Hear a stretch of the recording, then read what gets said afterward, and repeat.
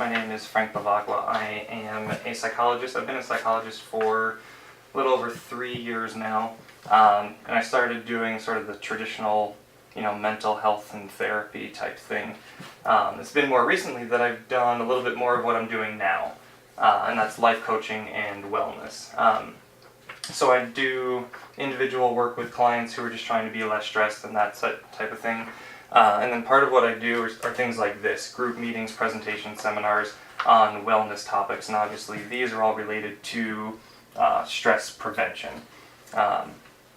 So that's a little bit about me and what I got my PhD in counseling psych from ASU. I grew up in New England, so I've sort of been all over.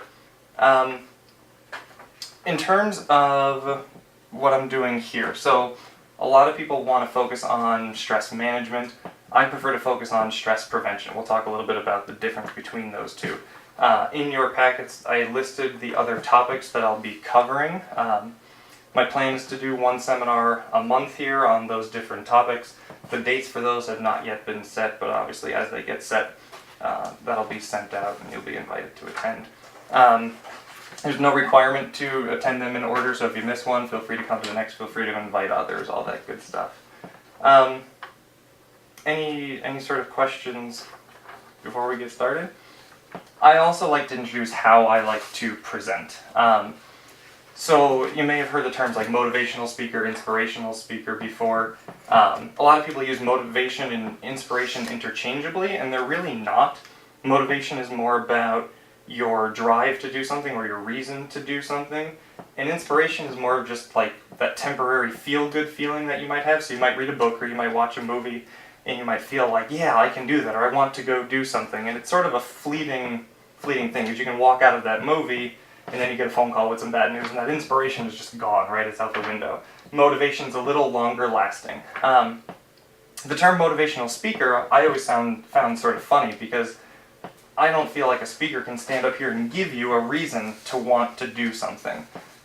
We may hit on a reason, but I can't give that to you. Part of the reason why you're probably here today is because you're motivated to learn a little bit about how to manage your stress levels a little bit more. And along the way, I hope that you find some inspiration as well. But really, I consider myself an informational speaker, and sort of old school too. I got a nice little easel and flip chart here. No PowerPoint for me, no fancy lights and presentations. I really just like to share information. I'm a big believer in sort of the whole knowledge is power thing. So the more that we know about something, the more that we can sort of manage and control that. I do it sort of classroom style, so I'm going to ask for participation. I'm going to ask for examples and questions. Feel free to ask questions as we go along, because I'm going to ask questions throughout. I figure it's really no fun for anybody if I'm just up here and you guys are listening for 60 straight minutes. That's not really that fun. So with that in mind, we're going to cover a couple of pieces of information today. We're going to talk first about, and you'll have the handouts that you can follow along with in your packets. First we're going to talk about sort of my model for stress, sort of where it comes from and how we deal with it and how we get rid of it. We're going to talk about the topic of today, which is emotional intelligence, so where emotions come from, how we manage them, how we work with them, and all that good stuff. And then your takeaway, we're going to work on, learn and practice a tool to sort of, again, understand where your emotions come from and how to manage them. So I want to start first with sort of my model for stress. And you see on the first page there, you got a picture. It's got a bucket, it's got a faucet, it's got some fancy stuff. So we're going to sort of run through that first.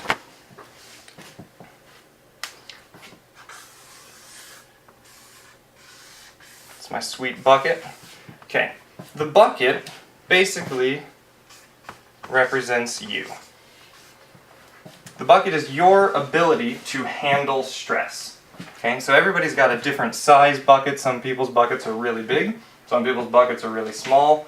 If you think about like a small child, how big is a small child's bucket? Not very big. Teeny tiny like they are, right? They spill milk, something goes bad, and it's the end of the world, they can't handle that at all, and it's an immediate sort of emotional outburst, right? They have a very, very small bucket. Generally speaking, as we get older, as we learn things, the size of our bucket increases, but even still, we see people who are in very high stress, high level jobs, and they can handle those and do very well. And then we see some people who, maybe in our eyes, don't quite have quite as much going on, but never seem to be able to quite handle even the things that they have going on, right? Their bucket may be a little bit smaller. We're going to talk about emotional intelligence today.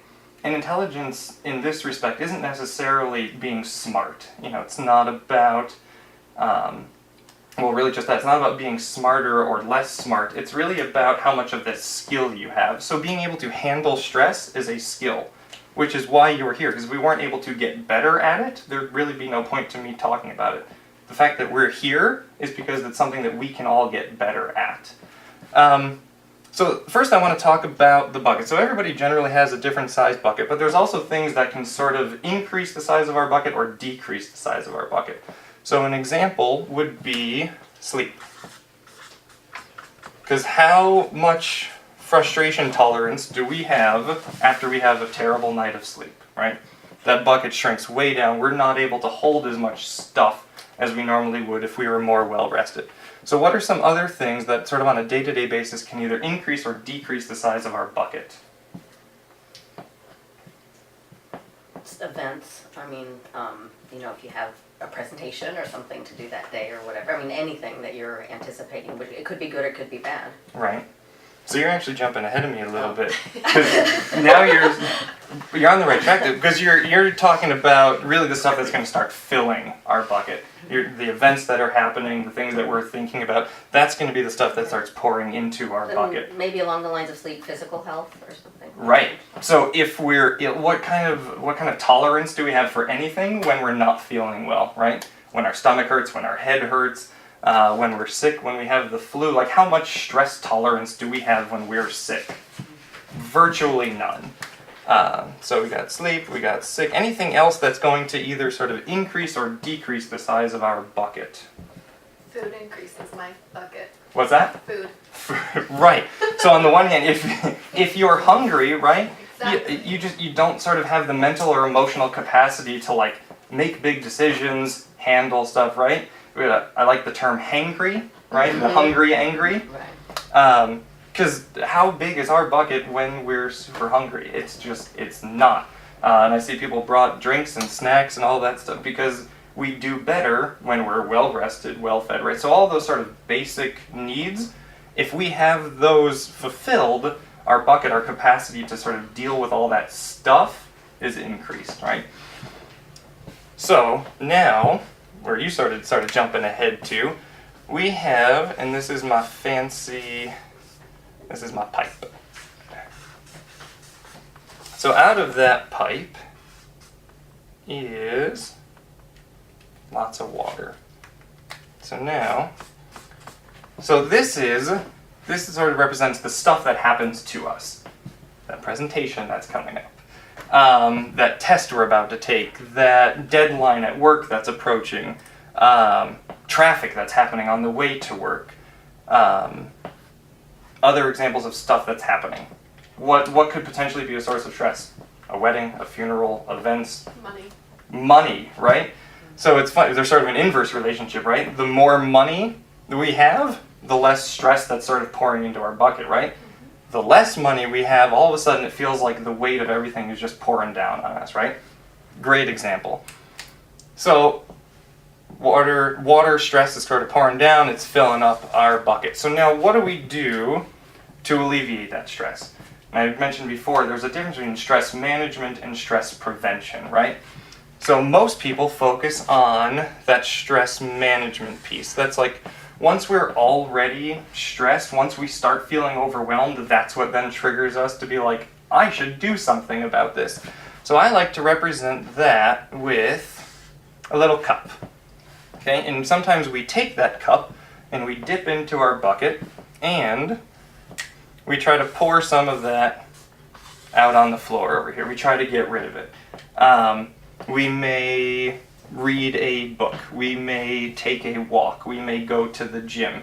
Those are sort of temporary things that we're going to sort of scoop into our bucket and we're going to pour that stress out on the floor. So can we think of other sort of stress management things? Once you're already stressed, once you're already overwhelmed, what kind of cups are we using? Going to the spa. funny you should mention. So, gym, spa, Naps. what's that? Naps. Naps. And naps are great too because not only does it sort of take a little bit of that stress out, but it also, coming back over here, also then helps sort of increase the size of our bucket, right? So, Meditation. what's that? Meditation. And meditation. So all of these things are great. The one that I'm always going to be the advocate for is meditation, because it's the thing that is going to take water sort of out of our bucket. It's going to be the thing that's going to increase our bucket size. It really, there's really not much better to completely sort of reset us than meditation. Now, a lot of people, when they go to the gym, they have sort of a meditative experience in that they're solely focused on that thing that they're doing. A lot of people feel the same way about a spa. They're not thinking about the other things that are bothering them, right? So they have sort of a meditative experience because they're solely focused on the exact experience that they're having at that moment. That's why people love gyms and that's why people love spas, because they feel so good while you're there. The slight downfall or the shortcoming is that they're not long lasting, right? Or forever lasting rather. You can go to the gym once, but that doesn't mean you're going to be stress free forever, right? You're gonna go back to the gym. You come to the spa, and you may feel good for a day, you may feel good for a week, but you're eventually going to want to come to the spa again. Works out really well for you, right? We call that repeat business. So all those things are good, but they're not forever, right? And that's fine. We may have sort of cups of different sizes that we can sort of scoop in and get rid of some water.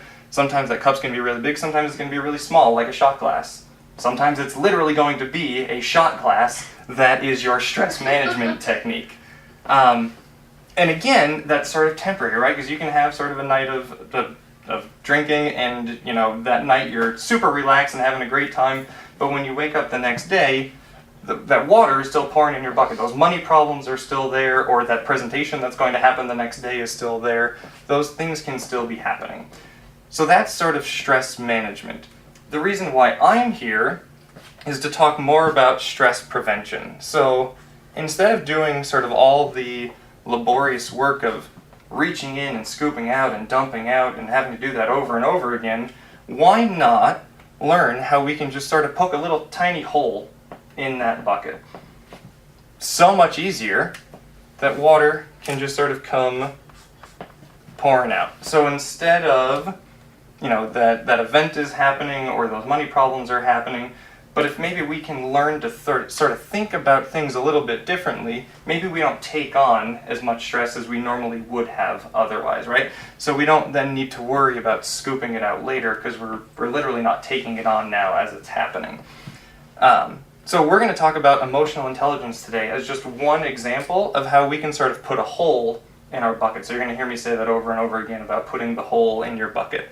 And I mentioned before, we're going to talk about, over the next several months, different topics, most of which are aimed at sort of putting a hole in the bucket. One of those you'll see is on sort of setting boundaries. And we're not going to talk about that too much today, but really that's more about how we can just sort of keep the water from the faucet from even coming in our bucket in the first place, right? So mostly aimed at the hole, somewhat with the faucet, but really these over here, we all have an idea of what sort of makes us a little bit happier in those moments. Maybe we want to go hiking, maybe we want to do those things, but it's so much easier if we also have some of these along the way. So we're going to try to poke a hole in our bucket today.